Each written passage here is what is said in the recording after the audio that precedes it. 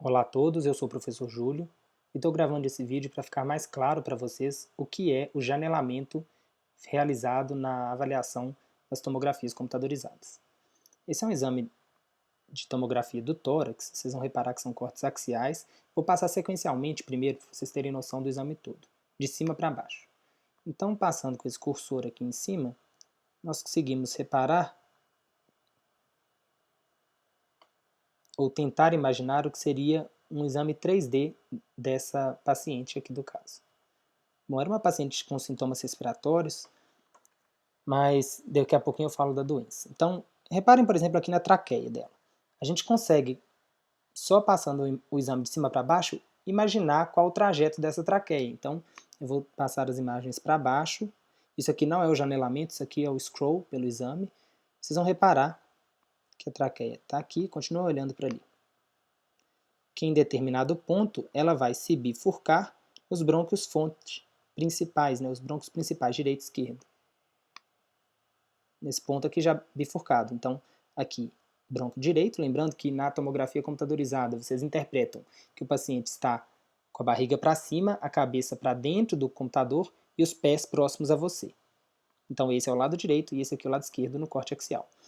E aqui também o brônquio esquerdo, certo? Então, a gente passa esse exame de baixo para cima e de cima para baixo, tentando identificar aqui exatamente essa bifurcação. Isso a gente vai fazer também para a aorta, para o tronco da pulmonar, para os vasos pulmonares, para os ossos e por aí vai. Mas enfim, o objetivo dessa aula é demonstrar o que seria o janelamento. Primeiro, eu vou utilizar uma ferramenta que se chama ROI. E o ROI é região de interesse. Então, com essa ferramenta, eu seleciono uma área dessa imagem e o computador vai me falar qual a densidade média dessa área. Só dar um zoom aqui para ficar mais fácil. Então, vou pegar aqui na região do subcutâneo. Reparem que a média ficou ali próxima a menos 120, que é o esperado, né? O subcutâneo tem bastante tecido gorduroso, a gente sabe que a gordura tem uma densidade próxima a menos 100, então tá tudo certo, né? Ali menos 118 unidades Hounsfield. Agora, se eu fizer esse mesmo ROI aqui na aorta, que é a aorta ascendente e aqui a descendente, vou fazer na descendente. Qual densidade média esperada? Vocês podem ir pensando nisso, enquanto isso eu faço aqui. Vocês reparam que está próximo a 50 unidades Hounsfield. Eu posso fazer também no músculo. Vamos pegar esses músculos paravertebrais aqui. Qual a média? Ficou um pouco mais baixa do que a da aorta, olha só. Mas nesse caso eu imagino que seja por conta da gordura que está ali no meio do músculo. Fazendo esse músculo aqui. Já uma média de 62 unidades Hounsfield. Ou seja, um pouco a mais do que o sangue, que é o que está dentro da aorta, né? Muito bem. Então, a gente não fica fazendo esses ROIs em todas as regiões, mas, por vezes, eu posso fazer isso para ter mais certeza se o que eu estou vendo é exatamente o que o computador queria me passar. Aqui dentro da traqueia eu posso fazer um outro ROI, e vocês esperariam qual valor?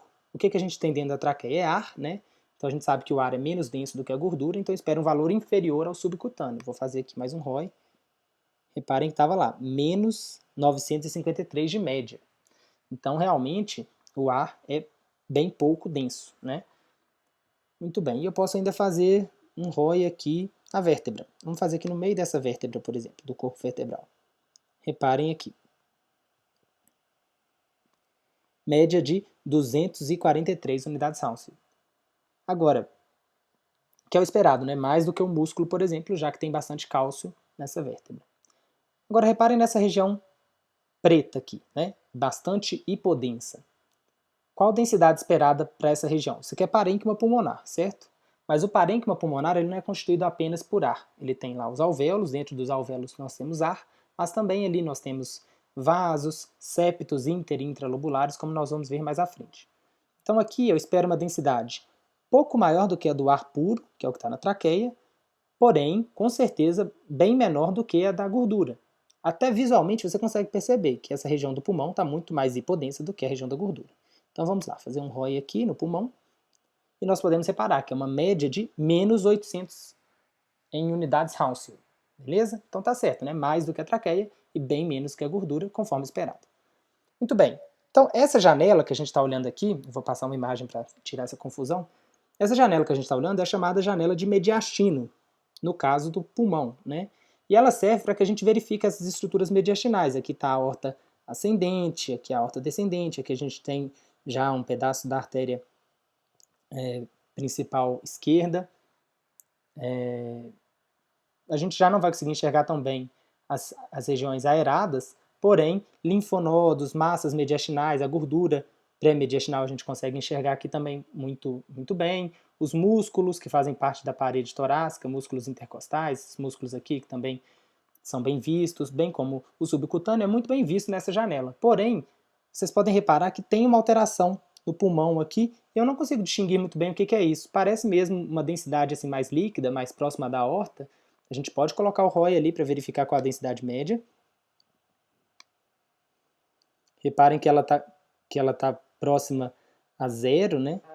Aqui nessa outra região um pouco mais, próxima a 15 unidades Hounsfield. Então realmente parece uma densidade de líquido.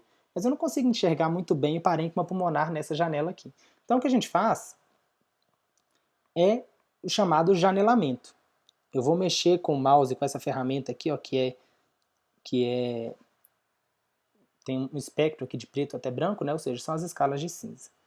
E daí eu posso janelar esse exame para o lado que eu quiser. Por exemplo, se eu janelar nesse sentido aqui que eu estou fazendo, eu estou tornando o exame mais escuro, de certa forma, né? Então eu estou valorizando as densidades mais altas. Reparem aqui na vértebra, por exemplo. Antes eu não conseguia enxergar muito bem o que era o corpo, o que era o osso trabeculado, desculpe, e o que era o osso cortical. Repare aqui nesse arco costal, por exemplo. Na janela que a gente estava, é difícil falar.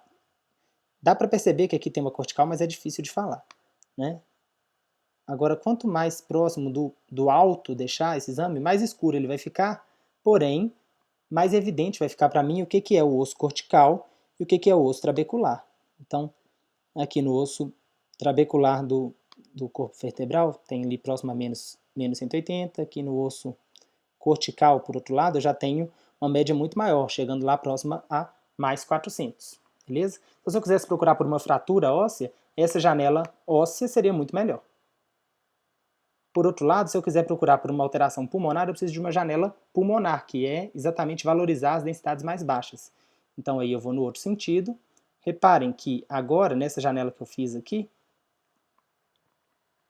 o parênquima pulmonar apareceu. Eu ainda tenho os bronquíolos ali, os bronquíolos aerados têm uma densidade muito baixa.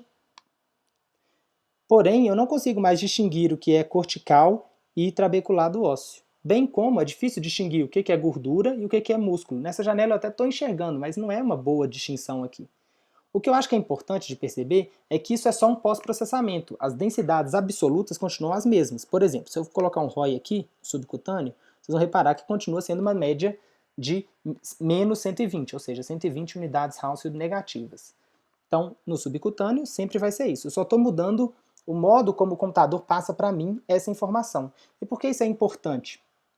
Porque se eu estiver procurando por alterações pulmonares, eu preciso de utilizar uma janela que valoriza o parênquima pulmonar, que me permite enxergar bem melhor essa alteração pulmonar que vocês vão ver mais à frente. Aqui a gente tem consolidação, a gente tem também vidro fosco, aqui um pouco mais em cima a gente tem também uma escavação de paredes espessas, e tudo isso passa desapercebido se eu utilizar a janela errada para avaliar esse parênquima pulmonar.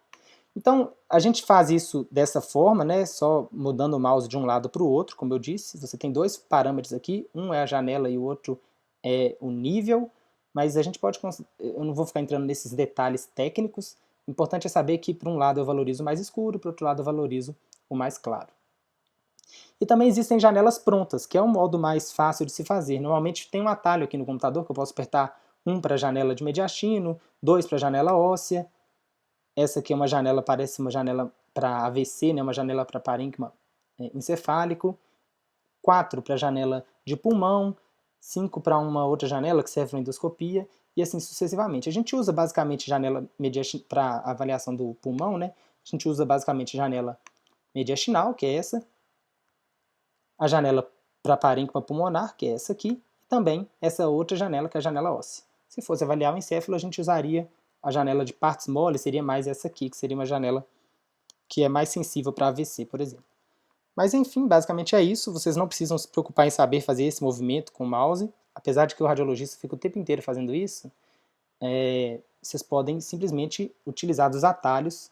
Cada programa vai ter um atalho. Nesse programa que eu estou utilizando, os atalhos são os números. Em programas no Windows, no geral, é F1, F2, F3, F4 para fazer o mesmo tipo de janelamento. Ok? Eu espero que